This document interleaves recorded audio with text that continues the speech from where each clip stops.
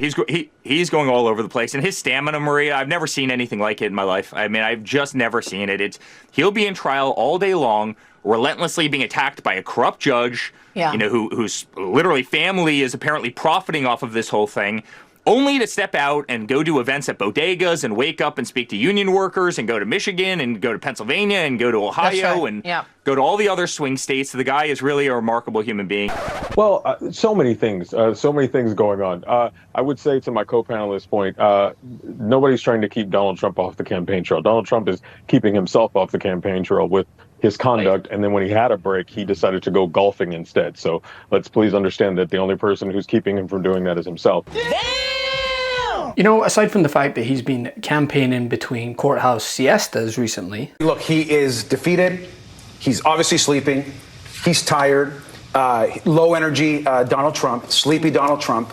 And I think we're seeing him for the con man that he is. He is a liar. The Trump camp are really leaning into the idea that he is actually the candidate with the most stamina. You're clearly in touch with him on a regular basis, and this is a long process. He's sitting in the courtroom for many long hours every day. How would you describe his current state? How's he doing?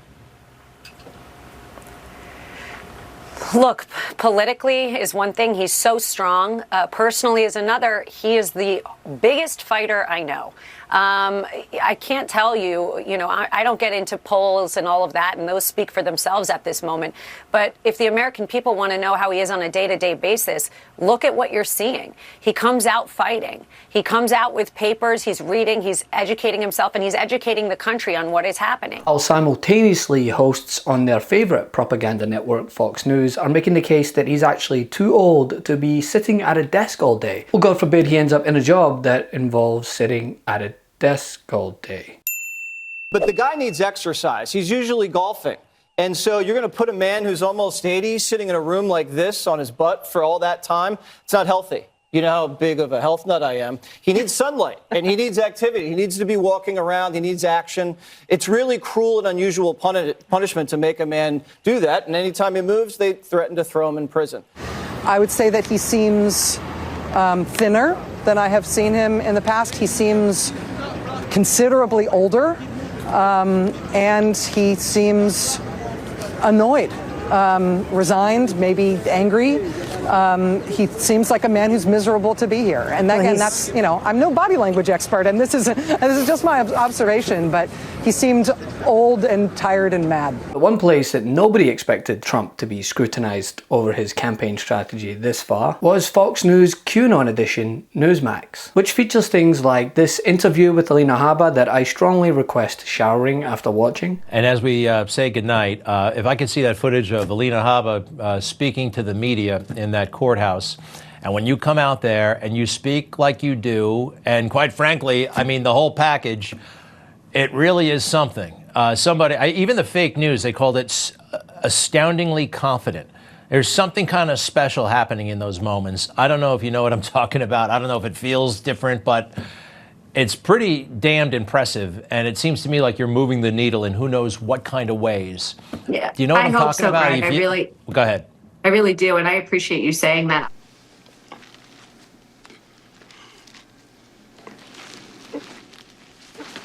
Hosts screaming at veterans who dare speak out against their fearless cult leader. There's a lot of people on the left that want to try to blame President Trump. He wanted out of Afghanistan real bad. He was real frustrated not being able to get out, but he didn't pull out because he knew this would happen. In fact, we all did. I called it on this program. My 12-year-old son knew about it, and so I've got Americans there that are stuck.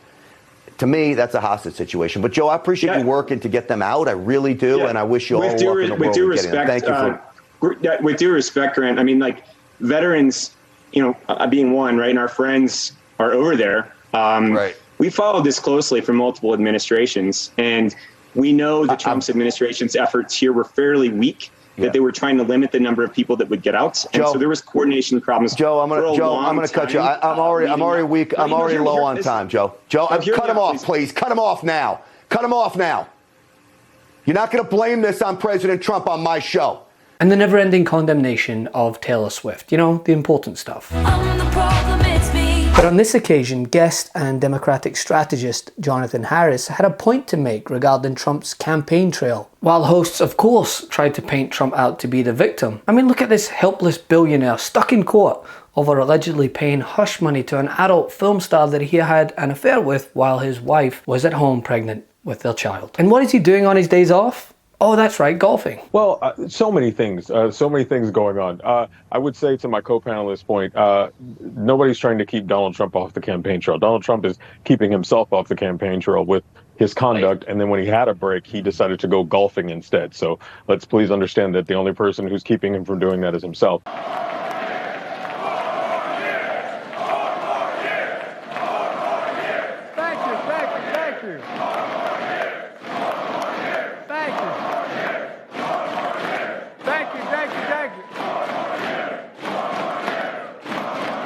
Thank you.